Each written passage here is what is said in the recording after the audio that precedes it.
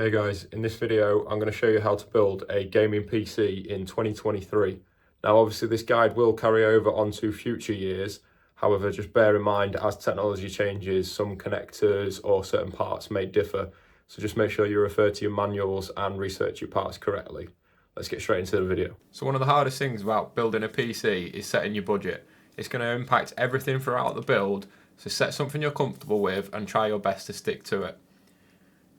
Our budget will decide the level of components we can order, so make sure you shop around and get the best deals you can. Next, we need to gather our tools. We're going to need, at bare minimum, a Phillips screwdriver and an anti-static wristband. However, a small magnetic tray will definitely come in handy if possible. As you can see, we've collected all of our parts, so we've researched everything, set ourselves a fair budget, and then shopped around and got the best prices possible. Fortunately for us, we managed to get a lot of this in the Black Friday sales and have saved a considerable amount of money.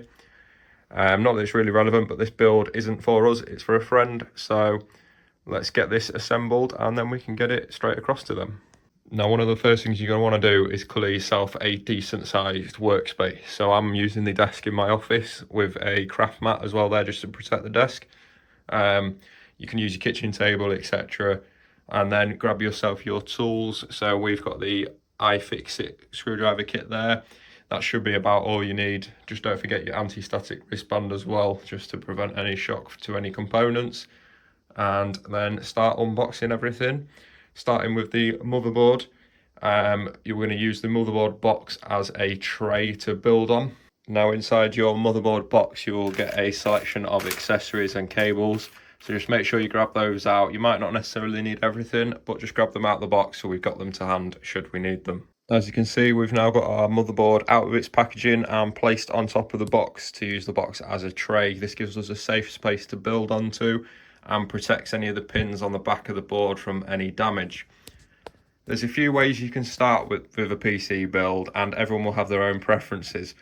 But what I like to do is build as much of the PC from outside of the case as possible and then drop it all in one big piece.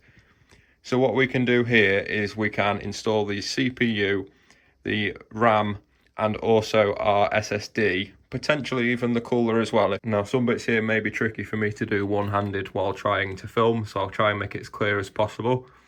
So on an AMD build, we need to lift up that lever there, which opens up the socket. We need to grab our CPU carefully from the edges there once it comes out the packaging. Be very careful not to put your hands anywhere near those pins.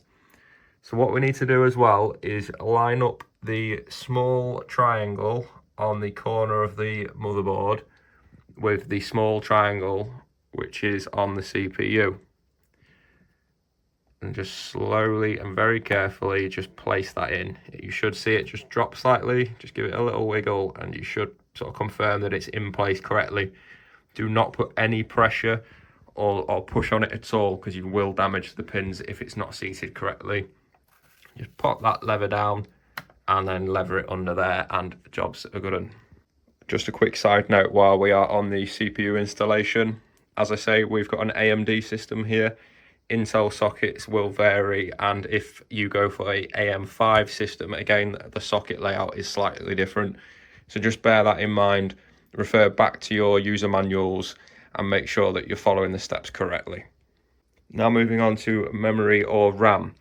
So we're going to install those into these slots here, and with an AMD system they recommend sticking to dual channel, which effectively means using 2 out of 4 of the available lanes.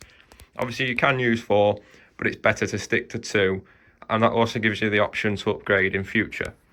So put these little tabs back, just push back, and they'll, like I say, just clip back like that so that they're ready to accept the RAM. And then grab your RAM stick and just make sure you line up the slots. So you can see there that that would effectively be the wrong way around.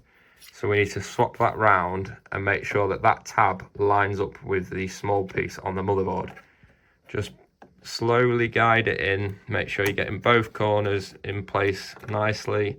This is a little bit tricky to do with one hand, so you might just have to bear with me. And then what we need to do is just apply an even amount of pressure until we hear a click. As I say, this will be a lot easier for you using 2 hands. Just be extra careful to put a uniform amount of force on and just until you hear the click. Don't allow the RAM sticks to slide to the sort of side, as it will snap. So just make sure you keep it all aligned and straight. So now with our second piece of RAM installed, we have the CPU and RAM ready to go. Next on will be our M.2 storage drive. That just lives underneath this small heatsink here. However, there will obviously be more options depending on the motherboard. The locations may vary. So we've got another one under here as well. However, you want to be the closest one to your CPU socket for the optimal speed. Realistically, you will never tell the difference, but that's just what everybody recommends. So we're going to stick to that and install our M.2 drive under that heatsink. So grab your screwdriver, remove the securing screws and remove the heatsink.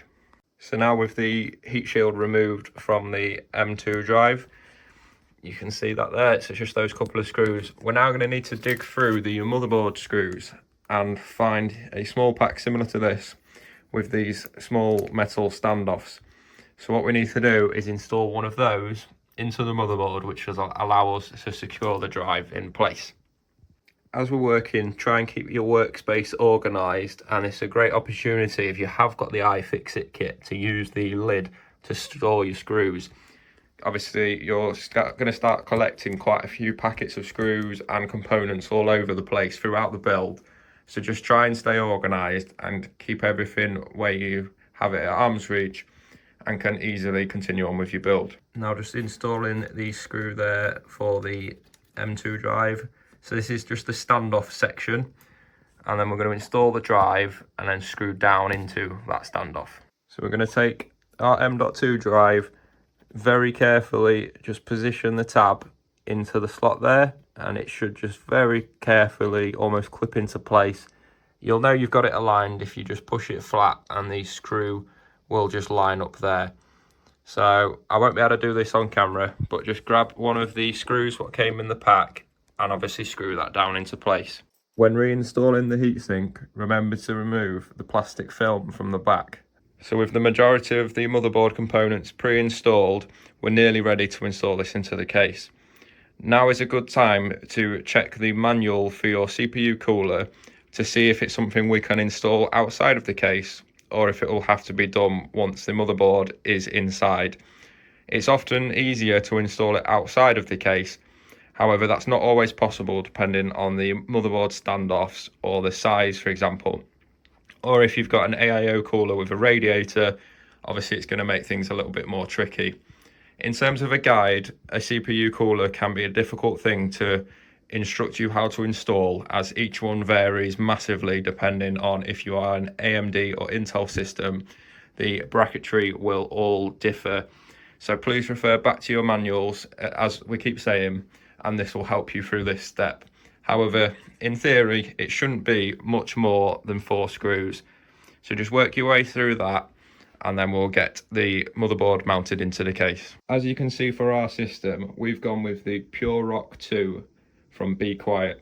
As you can see in the manual, we're instructed to remove the original AMD mounting hardware there so that we can replace it with the Be Quiet ones. So all we need to do is just remove these 4 screws and then obviously install our new bracketry. Now that we have the original AMD mounting hardware removed, you can see that the mounting plate is still in place.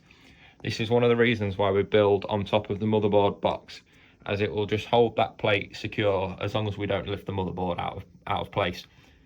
So now grab your CPU branded mounting brackets and get those installed.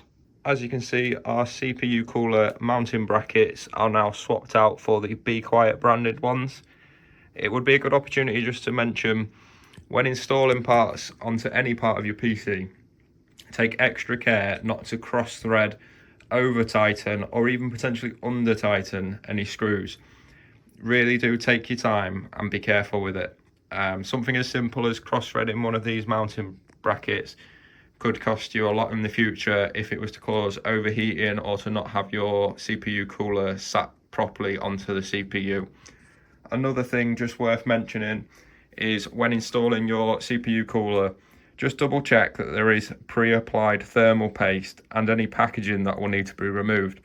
Obviously on this Be Quiet one, this piece of plastic trim clearly needs to be removed. However, on some NZXT coolers, what I've installed in the past, there's been a small plastic film that hasn't always been so obvious to remove prior to installation. So again, refer back to your manual and just make sure that any packaging is removed as well. When installing your CPU cooler, it's a good idea to try and tighten down the screws simultaneously. So do a couple of turns each side and this will ensure even pressure onto the CPU. Again, don't over tighten these as you could damage the pins on your CPU or potentially cause the cooler not to perform correctly. Now with the CPU cooler installed, don't forget to connect the fans. Just located on top of your motherboard, you should have the headers, which will be labelled on top or potentially in the motherboard manual. So we've got a single fan connected into the CPU fan header. So we're now going to grab our case and lay it flat on our workbench, allowing us to install the motherboard and all of the components inside the case. What we need to do is just double check that the motherboard standoffs have been pre-installed by the manufacturer. If not, they will be either in your PC case or the motherboard case. Just make sure you have these standoffs, as you do not want the back of the motherboard contacting the metal plates on the back of the case. When lifting the motherboard into place, be sure to line up the AIO shield with the cutout in the case, and also just double check that the shield is pre-installed on your motherboard. Most modern ones will be, however if you have some slightly older hardware, you may have to attach the shield into the PC chassis before putting the motherboard into place. With the motherboard now lifted into the chassis, we can go round and start to install all of the screws that secure this in place. So as you can see, we've got 1, 2, 3 along the bottom, 3 in the middle, and 3 along the top row.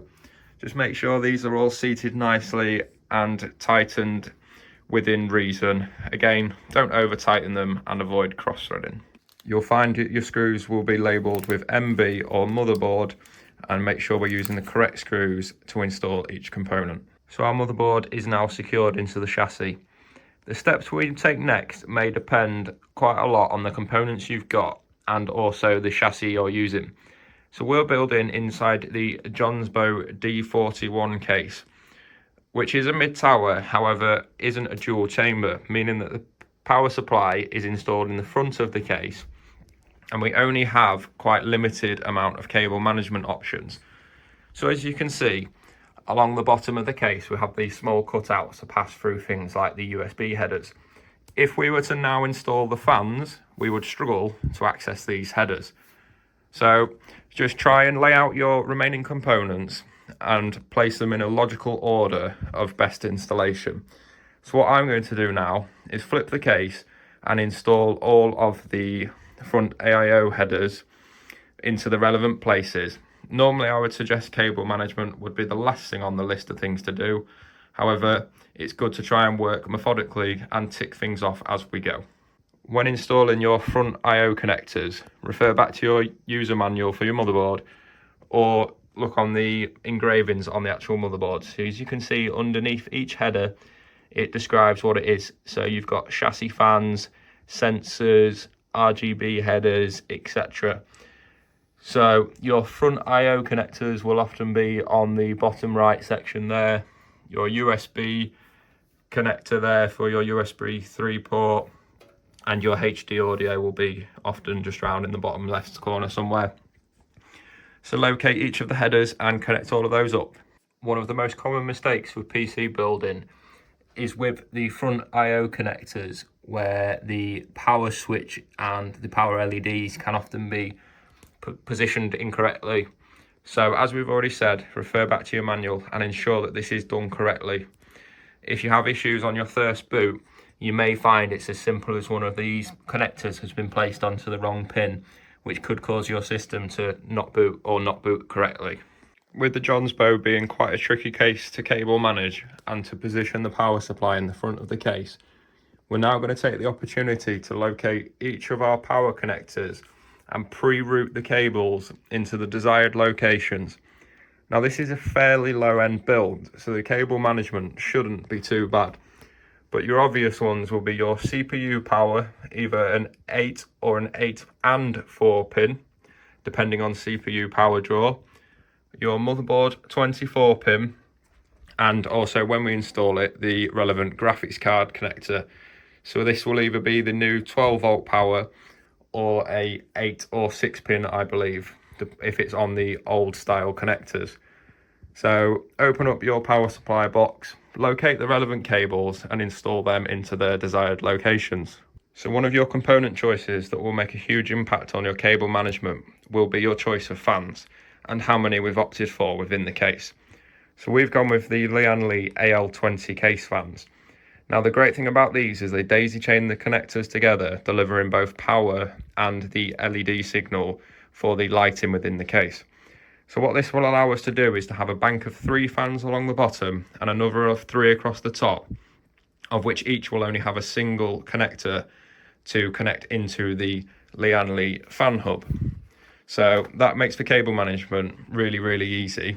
And then all we need to do is provide power and a USB header to that fan controller, and that will solve a lot of cable management headache. So let's get those installed next. Just remember to orientate your fans in the correct way based on the airflow required.